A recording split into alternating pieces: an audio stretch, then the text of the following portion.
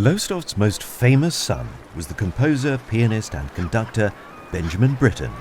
He was born here at Sand Cliff, 21 Kirkley Cliff Road in Lowestoft on the 22nd of November 1913. Edward Benjamin Britten was the youngest of 4 children. His father, Robert Britten, was a dentist, and his mother, Edith, was an accomplished amateur singer, pianist and active member of the local musical society. He had 2 sisters, Edith Barbara, known by her second name, Charlotte Elizabeth, known as Beth, and a brother called Robert Harry, known as Bobby. As a young child, Benjamin was affectionately called Benny by the family, and then as Ben throughout his life.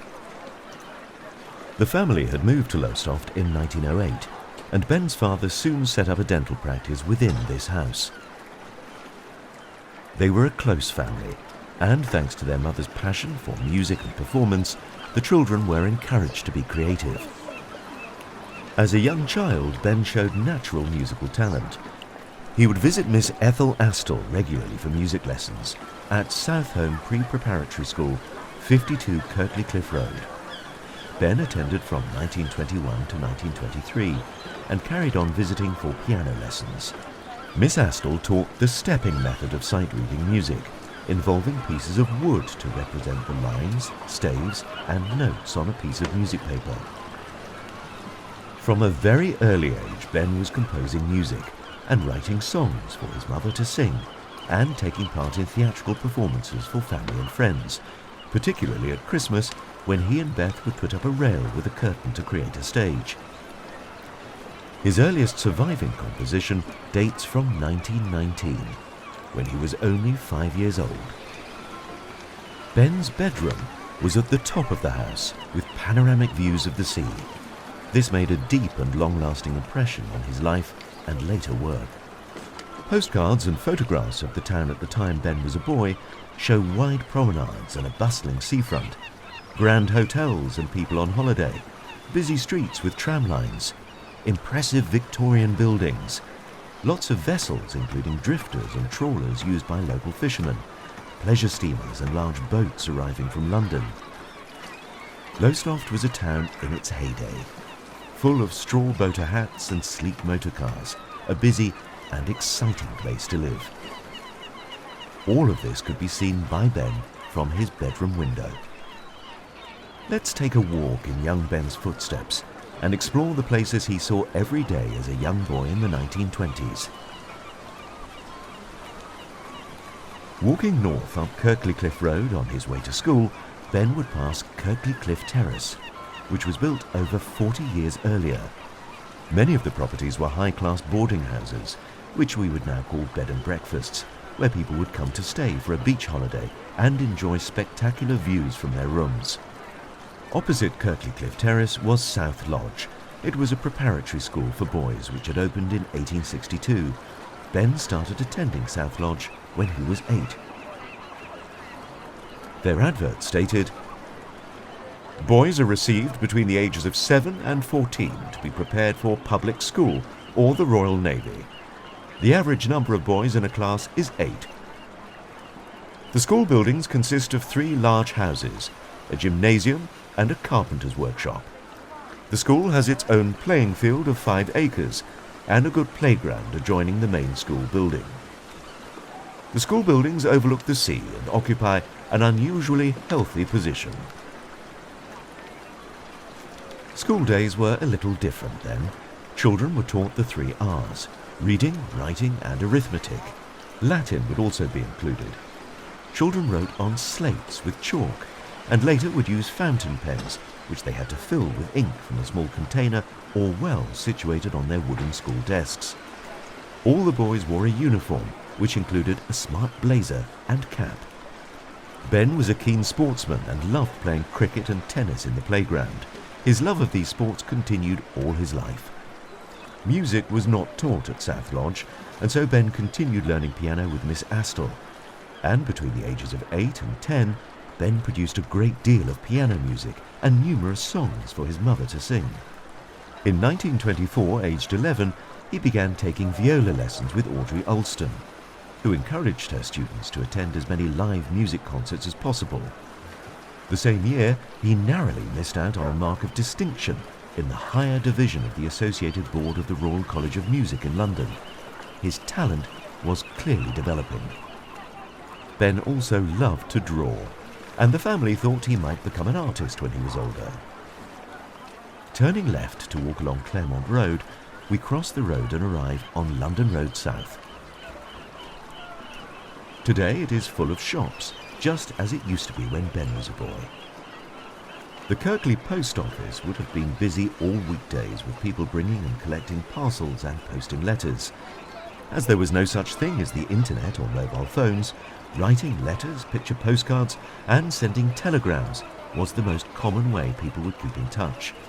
Few people even had a telephone in their house. Therefore, the post office was a very important building. Ben wrote letters and sent postcards from a young age and continued throughout his life. In those days, clothes were handmade, and Ben's father would visit Frederick W. Masterson Tailors at 164 London Road South to be measured for his suits. Later, as an adult, Ben wore his father's morning suit and evening tailcoat regularly and looked extremely good in them, according to Beth. A few doors from the tailor was South Lowestoft swimming baths. Every Sunday, Ben's father would go there for a hot bath after lunch. The baths advertised hot and cold seawater baths, which were meant to be very good for people's health. As we turn right into Waterloo Road, we pass a large corner shop that used to be a big grocery store where people would go for their weekly shopping. This was built in 1892 for John Devereux and Sons Limited. In the days before supermarkets, people would walk into a shop like Devereux's and ask an assistant for their shopping. Lots of items like tea, coffee and sugar were sold loose, not in plastic bags. There were jars and tins and fresh eggs for sale. Assistants wearing smart aprons would weigh items on big iron scales and then wrap them in paper. Even butter was carefully wrapped up for the customer. Devereux's advertised a Christmas club to help people save up for the festive season, and their famous football tea, which they suggested gave players extra energy. We cross Waterloo Road and then cross at the lights. We then turn left towards the Hatfield Hotel, which was built in the 1850s.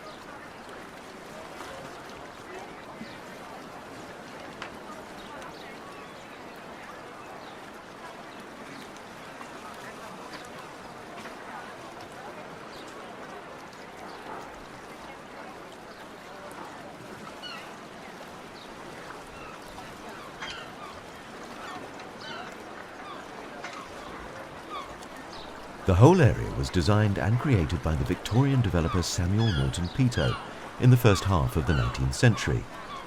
With the architect John Laff Clements, Peto created a great deal of this part of Lowestoft. It is hard to believe that originally there was nothing here but land leading down to the sea. Peto brought the railway to Lowestoft and built the first esplanade and many of the grand houses on the seafront and close by. He then developed the harbour and turned Lowestoft into a prosperous town and seaside resort. When Ben was a boy, Lowestoft was always busy. The harbour had a thriving fishing industry, and the fine beaches, hotels and boarding houses kept the town busy with tourists for most of the year. Walking along Marine Parade, we passed number 46, which is where Mr. and Mrs. Britten lived when they first came to Lowestoft with their little girl Barbara. Robert was born there in 1907. Marine Parade was part of Peto's development in 1852, and the houses were a mixture of private homes and boarding houses for tourists and holidaymakers. Continuing north towards the harbour today, we walk past what is now Royal Green, but this view looked very different when Ben was a boy. The Royal Hotel opened in 1847 as part of Pitt's grand plan. In its heyday, it was considered to be one of the biggest and best seaside hotels in the whole country. In 1892, it was so popular that the owner decided to open yet another hotel further down the coast past Ben's home, called the Grand Hotel. Throughout the year, and especially in the summer, people would arrive by train and motorcar from all over the country and beyond to holiday in Lowestoft. This part of town boasted some magnificent hotels, including the Hotel Victoria, opposite Ben's home, which is still a hotel today, and the Empire Hotel, which is now the site of a local primary school. Reaching the East Point Pavilion, we stop and turn left looking back towards London Road South. Here once stood the Grand St John's Church, designed by the architect Clemens Louth, which opened in 1854.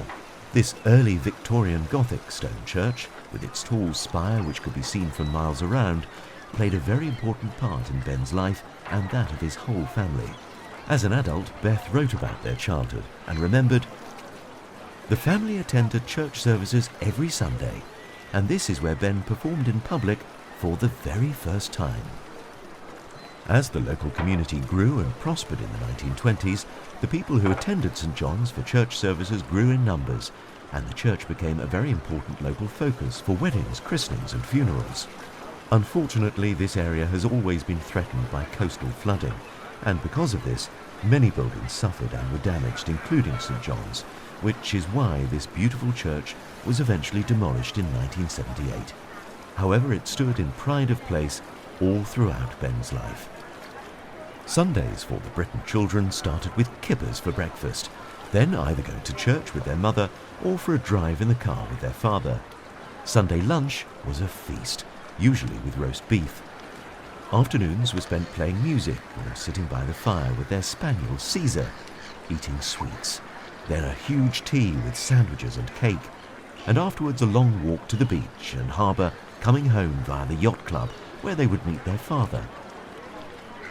Turning right towards the War Memorial, it's a sad reminder of the great loss of life suffered during both World Wars.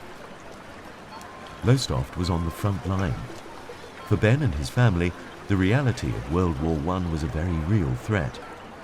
His sister Beth wrote about what happened to the family in 1916. Although Ben was very young during the war, he was aware of all that was going on around him. Because of this, my father was worried about keeping us all in such a dangerous place, but decided that it was better that we should all stay together, as he had to be in Lowestoft anyway for his work. So he had the cellar of the house fortified and made comfortable with chairs and warm clothes and emergency rations. Ben was carried down wrapped up in an eiderdown, his curly head sticking out at the top. We were all home for the bombardment, which happened in the early hours of April the 25th, 1916. We were all hustled down to the cellar. The Germans took advantage that the main fleet protecting the town was away. Fortunately for us, the shells mostly went over us to the back of the town, although one fell in the field opposite the house, and a large piece went into the wall under the dining room window. By a miracle, the windows were not broken. The crater from the shell was enormous. Behind the memorial stands the Royal Norfolk and Suffolk Yacht Club and South Pier. The clubhouse was built in 1903, and Ben's father was a member and would go there frequently to meet friends. Ben and the family would sometimes meet him there, often on Sundays after a walk over the bridge and along the harbour to the fish market, which were mostly deserted apart from the Scottish boats. They never fished on Sundays. In those days, anyone could walk there, but many locals didn't, as they thought it too smelly. However, for Ben, his brother and sister and their mother, they thought it the most interesting part of the town. Walking past the yacht club and onto the South Pier, it is a very different view today from what Ben was used to seeing. In the 1920s, Lowestoft Harbour was full of fishing vessels.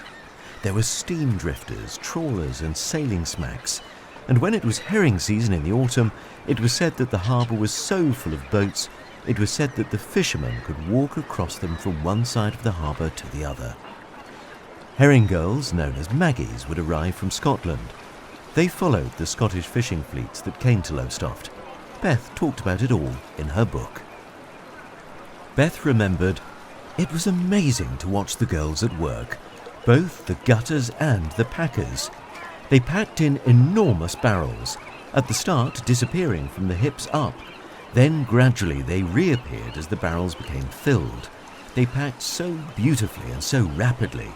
As it was November and dark early, they worked by the light of flares. I have never again seen such a sight. An area of 2 or 3 acres with hundreds of girls wrapped in colourful scarves against the cold in that eerie light. As a family, we were enormously interested in the fishing. We had our favourite boats and knew all their names. As we walk around the corner towards the seafront, we reach an area of the beach that was known for many years as Children's Corner.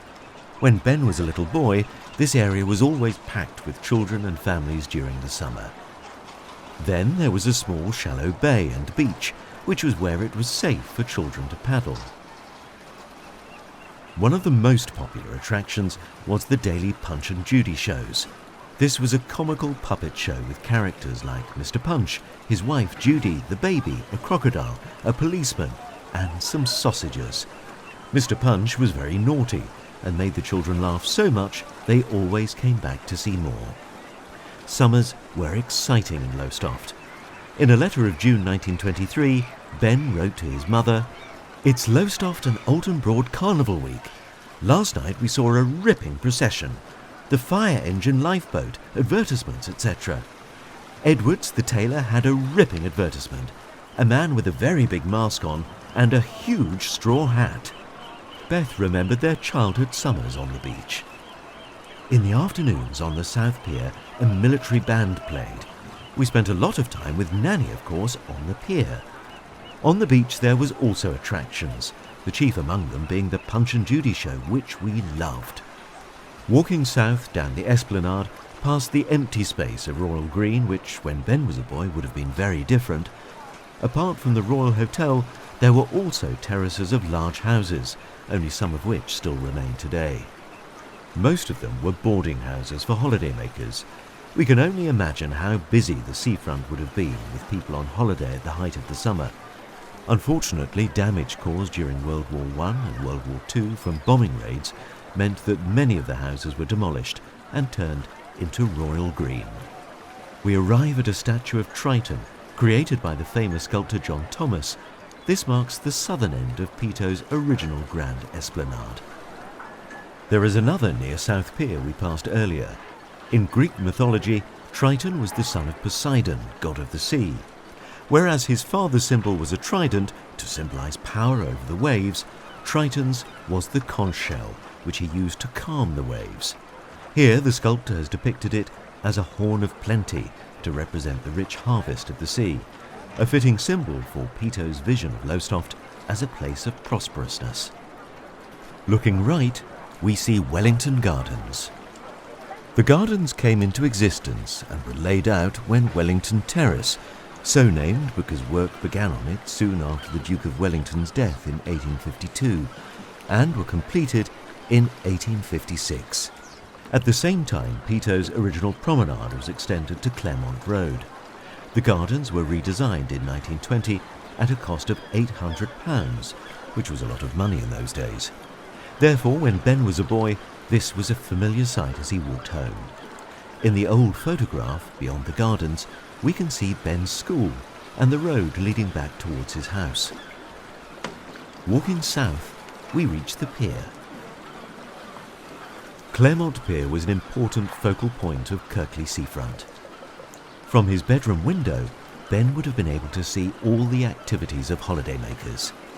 Beth remembered, in the summer, paddle steamers went daily from Yarmouth to Southend, calling at the Claremont Pier in Lowestoft packed with holidaymakers.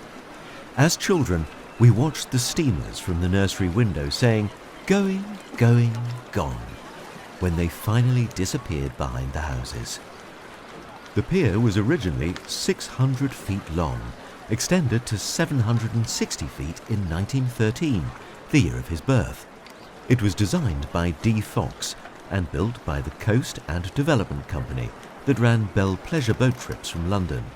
It was opened in May 1903, and that very afternoon, the first passenger steamer, the Walton Belle landed the first passengers amidst great cheering. Passenger steamers would arrive daily from as far as London via Felixstowe, bringing holidaymakers to the town by sea. Some steamers carried as many as 300 holidaymakers at a time.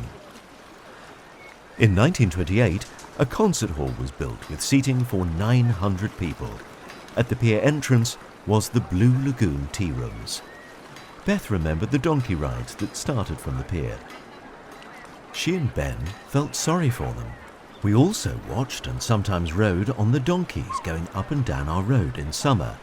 They started at the preparatory school, South Lodge, at the bottom of the hill, and passed our house. We were always so sorry for them, the poor creatures, when they had to carry some very heavy people. Walking back towards home, our view is of the South Beach looking south to Kensington Gardens and Pakefield. Coastal erosion is a worry for people who live in Lowestoft today, but it was a very real worry for families when Ben was a boy. During his childhood years, many houses were lost to the waves in nearby Pakefield. He and Beth would regularly go and play on the rocks at Pakefield. These were not rocks at all, but parts of the houses that had fallen into the sea. Earlier this had happened in Kirkley, and so temporary wooden cedar fences had been installed to protect the cliff and the houses above from the fury of the sea. In family photos of Ben on the beach, we can clearly see the defences. The sea walls, defences and promenades we see today were completed by the outbreak of World War II. Today we look down at the beach and beach huts. The Britten family had their own beach hut in which they loved spending time, as Beth remembered. Our beach hut was a great joy to all of us, one of a row of permanently built huts at our end of the town, for residents only, and whenever we were able, we spent all day at the hut. Mum would bring our meals and have them with us. She made it very pretty with curtains, nice china, tables and chairs, etc. We became expert at swimming in rough seas, jumping or going over the waves. To get to the water, you had to go down some steep wooden steps. We were young and daring.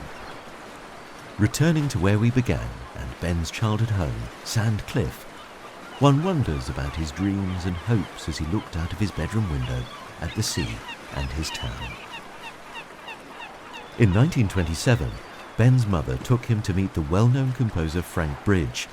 Bridge recognised something extraordinary in him and offered to teach him how to compose music. From that day, Ben's life changed, and his journey to becoming a composer began. Years later, as an adult, Ben vividly recalled a childhood coloured by his coastal upbringing. In 1951, he was granted honorary freedom of the borough in Sparrow's Nest Park in North Lowestoft. Then, 37 years old, Ben had lived in Suffolk for all but 8 years of his life. When accepting the honour, Lowestoft's most famous son said this: Suffolk, with its rolling, intimate countryside, its heavenly Gothic churches big and small, its marshes with those wild seabirds, its grand ports and its little fishing villages, I am firmly rooted in this glorious county. His childhood memories of the sea, the people who live near it and those who make a living from it, had an important place in Ben's life and music. As a child, the daily sounds of the North Sea made a strong impression on his young mind. It fired his imagination and inspired him to go on to become one of the most influential composers of the 20th century. Benjamin Britten, boy of this town.